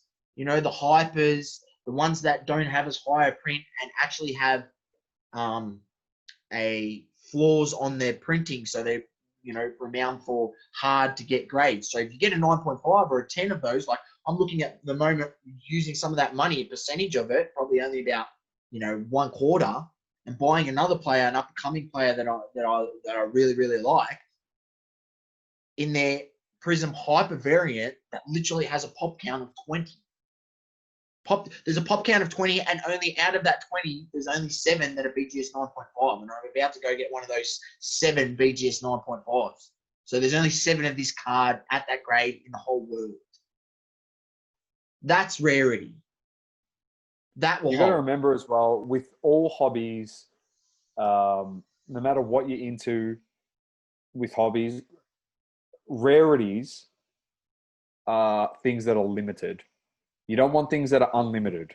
You want things that are limited. It goes with shoes. It goes with everything that people collect. When there's a limited amount of something and you can say, I'm the only person in the world that has it, or I'm one of 5 people that have it, that's when the product gets sought after, because you want to be, if it's an elite card, or this is where it'll flip eventually, but if it's an elite product, like, for example, Yeezys, yeah, like a hype around Yeezys. If they made only a production run of 10 pairs of Yeezys, each pair would be worth about 500K. That's what I'm saying. But, you know, for example, they said, oh, we're making 10 pairs of Yeezys. We're only making 3 10s, 2 9s, 3 8s, and 2 11s. Like, just imagine that. How many people have got a size 10 foot, 8 foot, 9 foot? You'll be literally only 3 people in the world to have that shoe. And because it's limited, it should be worth more than Yeezys that you can go into the shops and buy. That's got a production run of 100,000 or 150,000. That's what we're trying to say. We understand the hype at the moment. We get it. But what we're trying to say with autos, like especially even like patch autos, nice. But cars, use this hype to capitalize on some of the sheep, man. Like I call them sheep. You know, I do, Domma. You see me on my Instagram where I just go off at the sheep. But you know, feed the sheep. Feed the sheep. I say, like, you know, if you've been smart enough to pick up some of these cards at a low value, man, flip them, feed the sheep, get rid of the base cards, get the more secure cards. You know, get the ones that have limited rarity, and you're protecting yourself for potential things later down the track.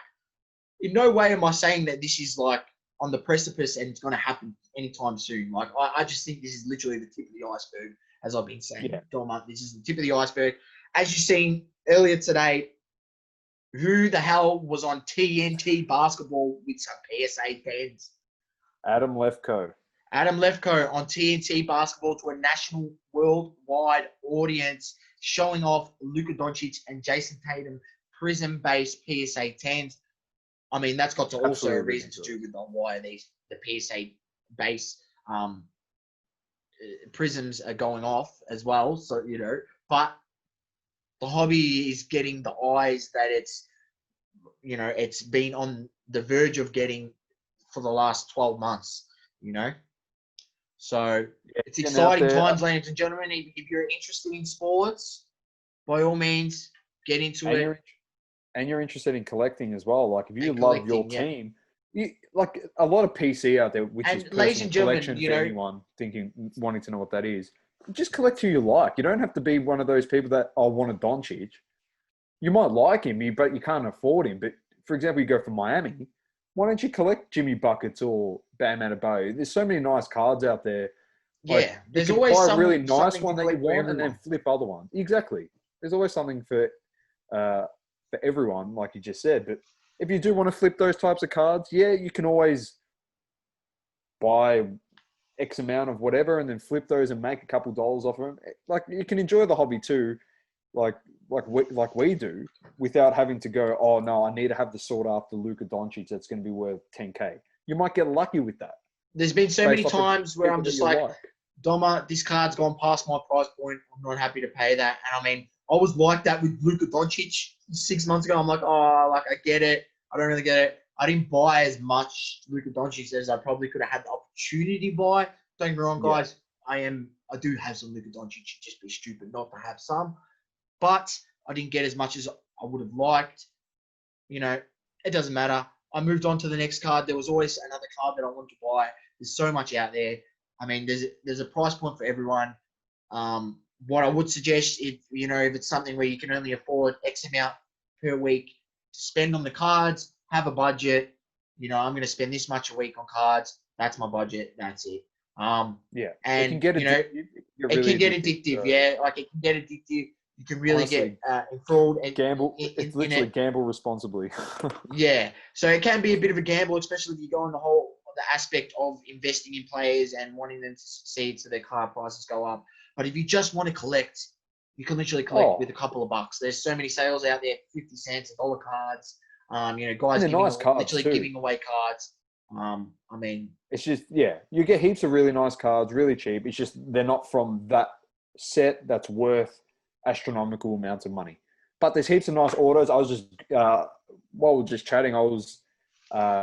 ladies and gentlemen, I'll just give you a little quick tip on the end of this hobby talk, my quick hobby tip.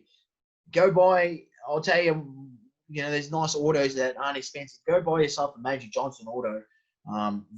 You can get some real nice ones for no more than $50, $50 to $70. You can buy yourself a nice, it's a good starting point.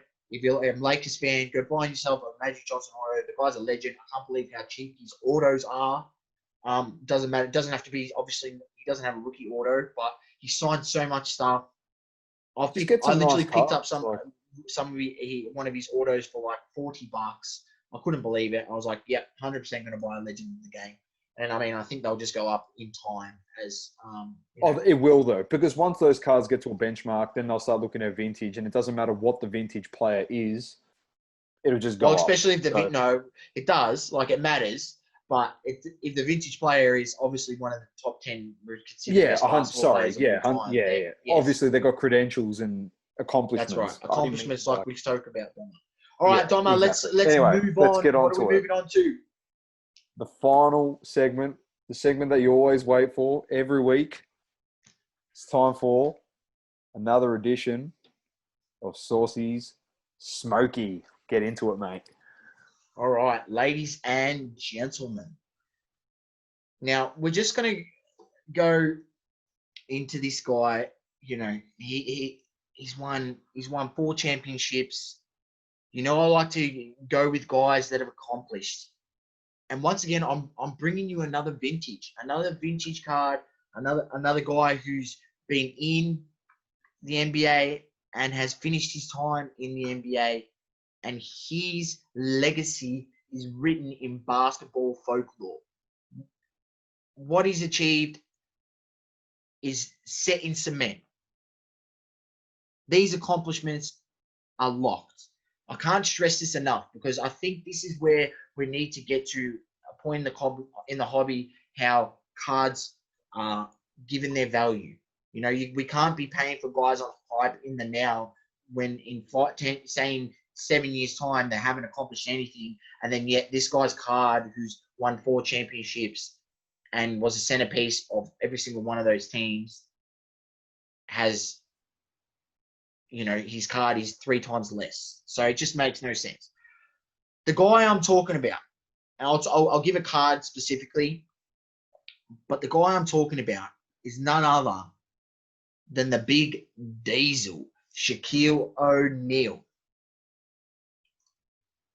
The man, we all know what he's accomplished. Him and Kobe, arguably the best duo in the history of basketball, some people regard. People regard Shaquille O'Neal as the best basketball player to ever play, potentially, in the sense of how he just took over the league and dominated the league for a stretch, or a 5 to 7 year stretch where he was just unbelievable. You got to remember, this is in a time where they played close to the basket. There was a lot more 2-point shots than 3-point shots. A lot different to today's game. And the guy had the perfect body frame, athleticism to compete and dominate at that level. You're talking about a guy who's in the top 10 point scorers. He's won 2 finals MVPs. He's done it all. You know, I think he's won a league MVP, if I stand to be corrected. Scoring titles. He's done it. He's done it, right? He's a beast. The guy would have been in top 5 scoring if he could have shot free throws better. Essentially. Now, the card specifically I'm talking about is, I'm going to come back to it. And you guys know I love the hoops cards. I'm talking about the NBA hoops.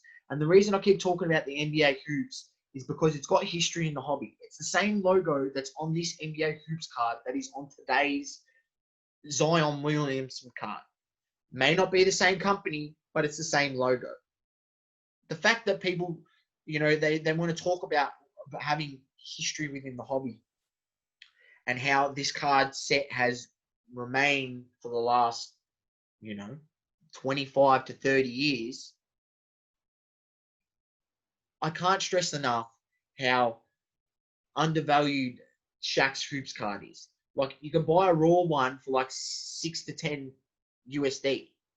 I think I seen 2 the other day for go buy now at 12 USD. So you could have bought 2 of them. And, I've seen lots of 10 go for like 80 USD. So 8 USD a card. PSA 9s sitting literally at 35 USD. PSA 10s selling anywhere between 115 to 130 USD. How is that the case, man? His PSA 10, I'm not even going to go crap on about Luka anymore because his card price is just retarded. But his PSA 10 is essentially the same price as Trae Young. Trae Young. The guy hasn't even made the playoffs, man. The guy hasn't even made the playoffs. His cards are the same as Zion. The guy hasn't even made the playoffs. Shaq was the first coming of Zion. We don't even know if Zion's going to be as good as Shaq. How can you pay the same price? That's retarded. I don't get it. This is where I bring it back to the point that accomplishments have to count for something in the hobby. That's fine. If Trae Young's card is 100 and Luka's hoops card is 350, well, then Shaq's hoops card should be 750 or 850. Or else Shaq's hoops card should be 400 and Luka's hoops card should be 250 or 200. Not 350, 400, 3 times more than Shaq's. The big guy who's diesel. won 4 championships. I mean, Domma, I'll just get up. Give me 1 second. It's actually unbelievable. Generally don't get it. If you haven't seen Shaq play, like I understand you watch Trae Young and it's all flashy basketball now and people just jacking up threes and all this crap. Just watch him play. He's just the most dominant player I reckon. Based It was on unbelievable, Shaq. I've ever seen. Ladies and gentlemen, I'm holding up to the screen some SGC 9.5s, Shaquille O'Neal tops, base rookie, right? Even these are undervalued. Even these. Because a Luka Doncic Donruss base is costing about 110. You can go pick it up. I paid 50 USD for this. And this one, 55, I think. You can go pick a PSA 9 for like 110. A graded card already for as much as a raw Donruss Luka. Guys, you have lost the plot. You have lost the plot. Like, I'm baffled, man. I've literally been selling all these guys that people just like losing their bananas over, and I've been buying legends. Legends. We don't know what these guys are going to become. Trae Young might not even win a championship. Like, how can his card be the same as Shaq? You celebrated over Bol over those scrimmage games, and he's played hardly any minutes. He's done nothing when he's played. Like Michael Porter Jr., don't get me wrong, he's good. He's going to be a bowler. He looks like he's the goods, yeah. But his cards are overpriced. Sorry, ladies and gentlemen. His cards are overpriced. It's just ridiculous. I mean, you can get legends, guys who have verified their place in basketball history for cheaper. For like 3 times cheaper. Honestly, wouldn't you want if I don't know, if you're showing someone your personal collection, yeah, and you go, whether it's an auto, we'll compare autos to base and inserts in a minute, but a lot of the vintage inserts are awesome. Yeah, they look sick. But if I've got a graded vintage Shaq insert to 10, and you put a Trae Young graded to 10 insert next to me and go, oh, I've got a Luka. You understand it might be kids these days, you love Luka. But any person in their right mind would be like, yeah, I paid $35 for mine, graded to 10. And this kid's like, oh, yeah, I spent 150, but I got a Trae Young. But everyone else in the hobby's like, yeah, all right, you got a Trae Young. Whoop-de-doo. I got a Shaquille O'Neal. Couldn't care less. Yeah, to Trae Young or Michael Porter Jr. I got a Shaquille O'Neal. Do people not understand that? Like, I got a Shaq. I got a Magic. You know what I mean? I've got a. It's more for the fact of the matter is this. It's more. You got to look at it like this. The fact that you're getting graded 10s for cards that are that old, and you're getting a graded 10.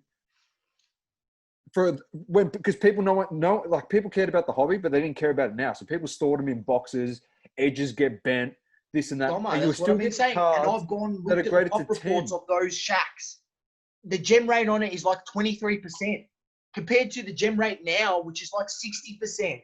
And everyone now is grading cards a lot more. So they're looking after the cards better. So that number is going to get so much more higher. And then all of a sudden, you're only going to have a 23% gem rate chance on these Shaqs. Maybe that rises to 25 to 27% as more people start submitting a few more. Yeah. But who knows how many are being, like how many, like I've seen a lot of lots sold on eBay, but who knows how many of those are actually good, and then the card is from 1992, ladies and gentlemen. So it's not like it was printed the other day. The chances of finding that card in a grade like that, ready to grade another PSA 10, is extremely low.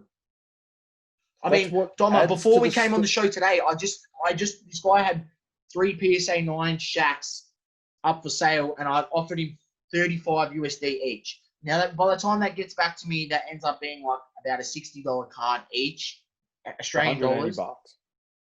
$180. I've just secured 3 PSA 9s, Australian dollars. For that amount, You get one Luca.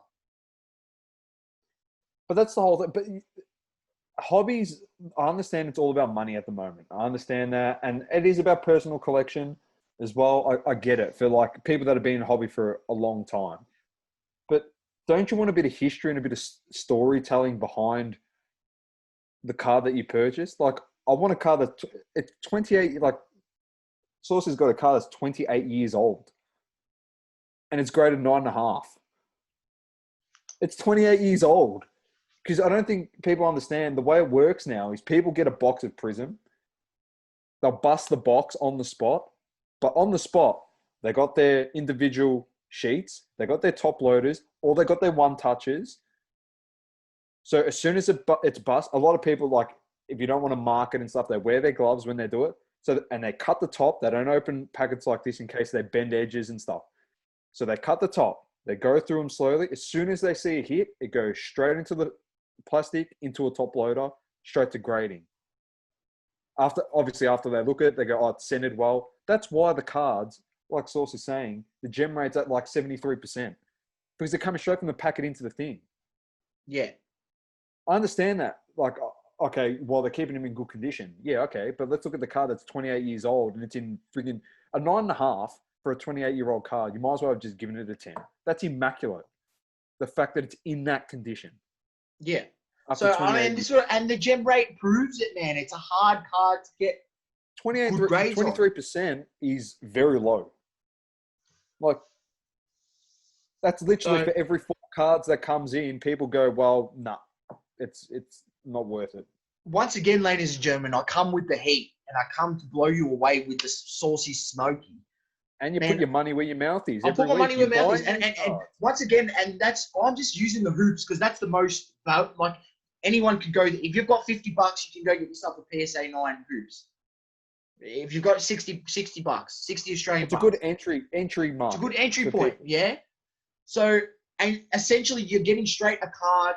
It's not this exact card that I'm showing up on the screen. This is another one that I've been buying. But when I see these prices, you know, and this is what, you know, someone in my discussions going into the hobby, I found this guy on Instagram, and he said to me, he goes, man, while everyone's zigging, you need to be zagging. And I'm like, what does he mean by that? He goes, and then he gave me some examples. I'm like, oh yeah, that's a good point. You know, everyone starts focusing on this because this is happening. And while that's happening, I'm looking over here. And that's what I started doing with these Shaqs. Everyone's looking at Luka, Jason Tatum, all these great players that are right now and paying astronomical prices for, you know, their cards that when they've accomplished nothing. And I'm buying verified GOATs for, you know, a fraction of the price. I sold all those young guys. I bought GOATs. If these young guys potentially get to that level, like good luck to even Jason Tatum's card, in 5 years' time, he hasn't done nothing, hasn't even been able to get past the Eastern Conference Finals. What does his card do? Because, like, I mean, his card at the moment, it's like he's freaking the next coming of Kobe. I don't get it. Time will tell. I mean, it's the NBA. I've said this. Chips don't grow on trees. It ain't that easy to win a championship. There's been many great players that come and gone and find it hard to win a championship. And I think, you know, there needs to be a point that, and these discussions need to happen in the hobby. How do we determine these values on these cards? Yeah. And it has to be what they've accomplished and, you know, chat around that, man. Like, it can't keep going on the trajectory that it's on. Because as I've said, Luka's card's looking like it's going to pass MJ. The way it's going. So get out there, ladies and gents, and buy some Shaquille O'Neal. Shaquille O'Neal, NBA hoops, or tops, 1992 Shaquille O'Neal rookie NBA hoops, or Shaquille O'Neal 1992 rookie tops. And it's just the tops card. There's also a tops gold. If you want to spend a bit more money, get the tops gold. The tops gold is a bit rarer. And if you've got a bit more funds, I would suggest go to tops gold. But if you don't, both those other two are a good entry point. You can even get some graded ones for under 100. My rule is a graded PSA 9, you know, a graded card you can essentially get it's a PSA 9, a BGS 9.5, or a PSA 10, one of those three, or an SGC 9.5 and above, for anywhere between, 35 USD to 55 USD is nearly a must buy in today's market, because by doing that 6 months ago, pretty much all the cards I bought tripled. So, and the player has to be right, but Exactly. There it is, mate. Sauceys there it is. Smokey. Been another big episode. I mean, we tried to cut this one down a bit, but we had a lot to talk about. It was a good one. Let me tell you, Domma. I don't know what's happened to my pen. I've lost it. 1.9, mate. It was all good. I got it all. But it was good. We got everything covered for you. And, yeah, it's been another awesome show, as we like to say. Just keep living, loving, and breathing sport. And hopefully you get to see us via YouTube. We tune into us via audio next week. It's been your boy Dom and Saucy. Peace out. Peace out, ladies and gentlemen.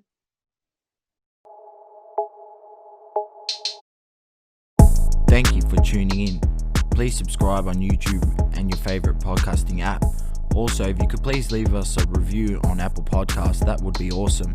Don't forget to follow us on socials at DBL_coverage_ on both Instagram and Twitter to join in with your opinions.